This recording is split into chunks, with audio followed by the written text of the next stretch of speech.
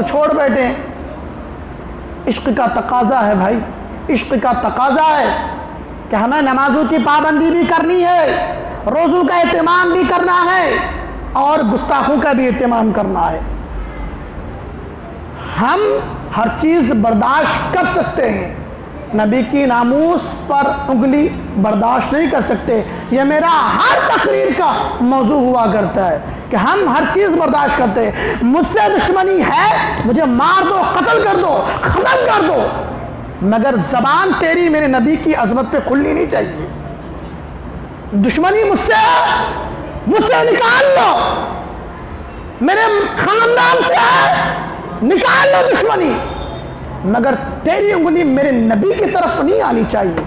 Challenge ہے تمام عالم اسلام کے مسلمانوں کو، اس پہ متحد ہونا ہوگا۔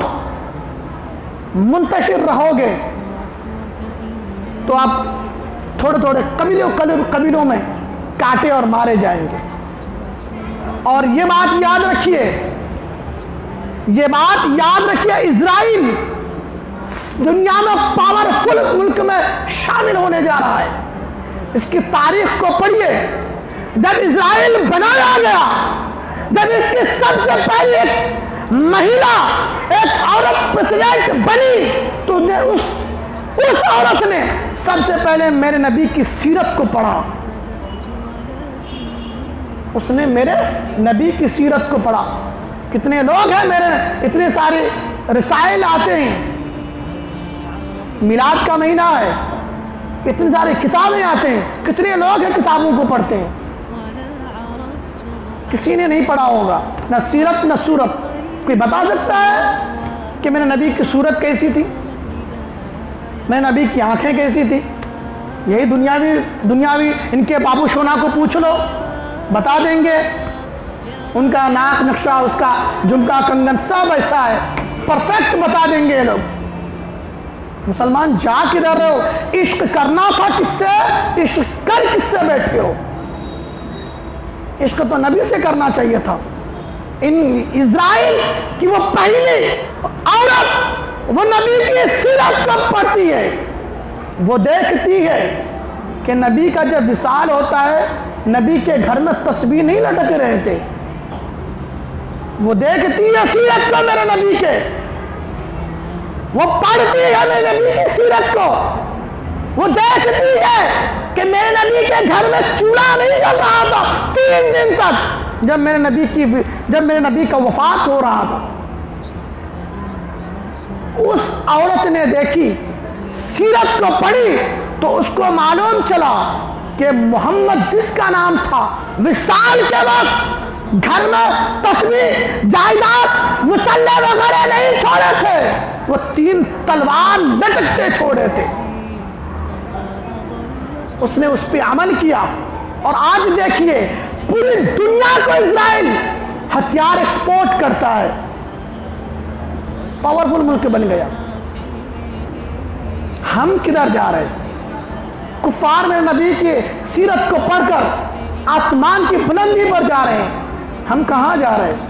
اور یاد رکھیے، اگر نبی کی عظمت پر پیرا نہیں دے سکتے تو پھر زہر کھا لینا، مر جانا بہتر ہے، تاکہ قیامت میں عذاب کم مل سکے گا۔ اب زندہ رہیں گے، پوچھ زیادہ ہوگی۔ نبی کی عظمت کس طریقے سے، نبی کی عظمت پہ، نبی کی رفعت پہ جان کس طرح سے دیتے ہیں، ذرا ہمارے اسلاف اور حضرت علی سے پوچھئے۔ علی کے ماننے والے تو سبھی الحمدللہ، علی کا نام لیتے سبھی مچل جاتے ہیں۔ غزوہ خندق کے موقع پر عمر بن عبد ود ایک پہلوان تھا جو 10,000 بندے کو اکیلا سنبھالتا تھا۔ وہ للکارا، خندق کود کے آیا، للکارا، ہے کوئی تم میں جو عمر بن عبد ود سے مقابلہ کر سکے؟ علی کھڑے ہو گئے۔ ابھی بھی آواز کم ہے؟ کون کھڑے ہوئے؟ علی کھڑے ہو گئے۔ سرکار نے ہاتھ پکڑ کر بٹھایا، فرمایا سامنے جو بندہ ہے نا 10,000 بندوں سے لڑتا ہے، بیٹھ جا۔ حضرت علی بیٹھ گئے۔ پھر اس نے للکارا، پھر علی کھڑے ہو جاتے ہیں. پھر سرکار نے بٹھایا, پھر اس نے للکارا. جب تیسری بار للکارا تو حضرت علی کھڑے ہوتے اور عرض کرتے یا رسول اللہ اب کی بار مجھے اجازت دے دی, اب کی بار مجھے اجازت دے دیجئے. 10,000 بندوں کو اکیلے لڑتا تھا, اور عرب میں اس کا ایک خوف تھا, دہشت تھی. لوگ اپنی عورتیں, اپنی بچوں کو, اپنے اولادوں کو عمر بن عبد اود کی بہادری کے قصے سنا کر بہادر بناتی تھی. اتنا بڑا بہادر تھا وہ. علی کھڑے ہو جاتے ہیں. اس وقت میرے سرکار نے اسے یہ نہیں کہا کہ اسلام امن کا درس دیتا ہے, یار کہاں لڑائی جھگڑے میں جا رہے ہو. سرکار نے یہ نہیں فرمایا. اسلام آج کل بول پڑتے ہیں نا, جو سو کوڑ مسلمان ہے, جو بزدل مسلمان ہے, جن کے اندر مقابلے کی طاقت نہیں. ارے کہاں جا رہے ہیں؟ اسلام تو امن کا درس دیتا ہے, اسلام امن کا درس دیتا ہے.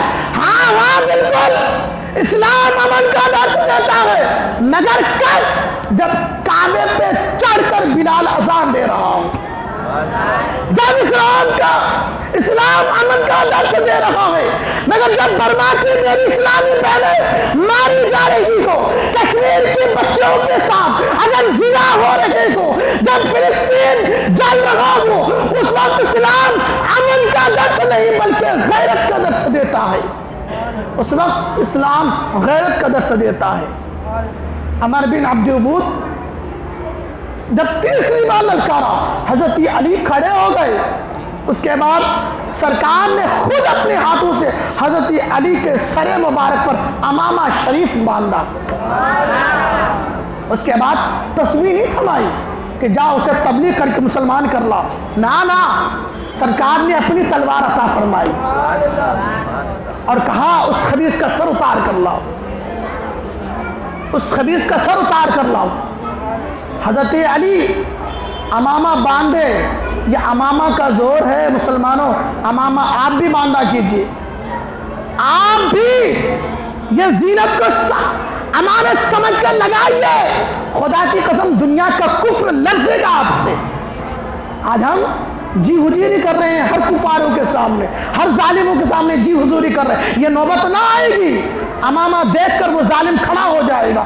آج بھی امامہ پہن کر, یہ میرا تجربہ ہے کہ اگر جس بھی دکان میں جاؤں تو وہ کچھ بھی کر رہا ہو, امامہ دیکھ کر وہ کھڑا ہو جاتا ہے, سہم جاتا ہے.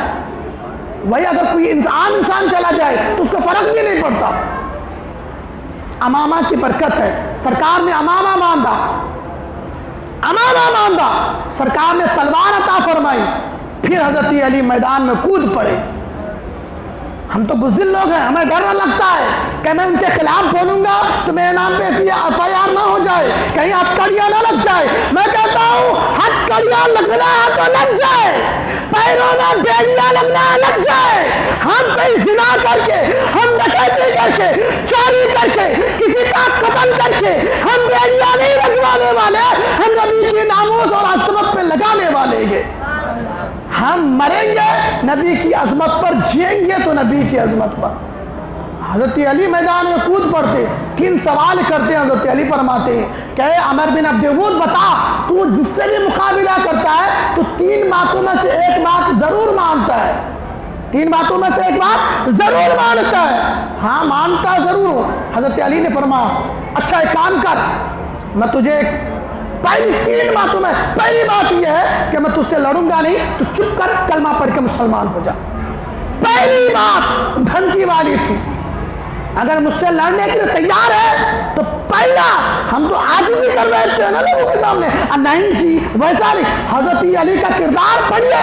حضرت علی نے عمر بن عبد اود کو کہا کہ اگر 3 باتوں میں سے ایک بات مانتا ہے تو چپ کر میرے نبی کا کلمہ پڑھ لے. وہ محسوس کرنے لگا کہ اگر میں کلمہ پڑھ لوں گا تو میرے جو چاہنے والے وہ تو بولیں گے کہ بزدل ہو گیا, 10-10 ہزار بندے کے ساتھ لڑتا تھا, ایک علی سے نہ لڑ پایا. انہیں کہا یہ نہیں ہو سکتا. پھر حضرت علی نے فرمایا اگر جب تک کلمہ نہیں پڑھے گا تو پھر ایک کام کر, میں تجھے قتل نہیں کروں گا, چپ کر کے بھاگ جا. یعنی دوسرا سوال بھی دھمکی والی تھی، ہم اپنی لینگویج میں کہتے ہیں۔ حضرت علی نے فرمایا کہ چپ کر کے بھاگ جا، تیری گردن نہیں اتاروں گا۔ اس نے بھی سوچا کہ اگر میں بھاگ گیا میری قوم تو مجھے لعنت دے دے گی۔ پھر اس نے کہا یہ بھی نہیں ہو سکتا۔ پھر حضرت علی فرماتے پھر آ میدان میں، پھر یہ نبی کا شعر تجھے بتائے گا۔ اس کے بعد یہ حضرت علی نے نہیں فرمایا آ میں تجھے کلمہ پڑھا کر مسلمان کر لوں، آ میں تجھے نماز کے، روزے کے، حج اور زکات کے فضائل بتاؤں، نہیں فرمایا۔ فرمایا کہ آ میدان میں مقابلہ کر لیتے ہیں۔ صحابہ فرماتے ہیں اتنی لڑائی ہوئی